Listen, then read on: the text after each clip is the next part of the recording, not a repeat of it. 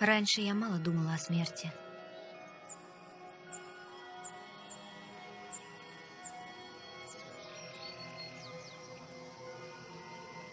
Но, по-моему, отдать жизнь за любимого человека – не худшая смерть.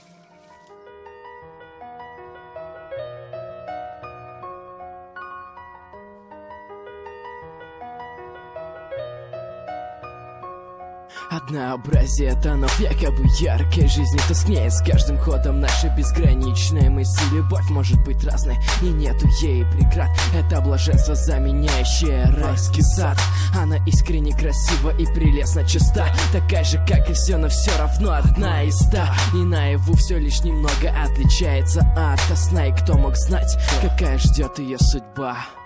Бледноликий с клыками, порождение бед, но со своим инстинктом он подписал завет на человеческом мясе, поставивший крест. А для любви в его сердце нет свободных мест. Но, как известно, жизнь меняет всего случай, и луч солнца развеять может тучи. Неважно, кто ты, неважно, сердцем или без, Бог или сатана, неважно, ангел или бес.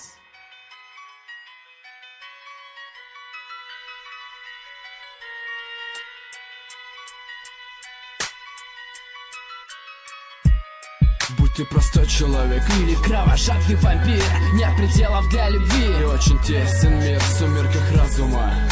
Идешь против судьбы, и можно выйти в свет, находясь всегда в ночи. Будь ты простой человек или кровожадный вампир, нет пределов для любви. Очень тесен мир.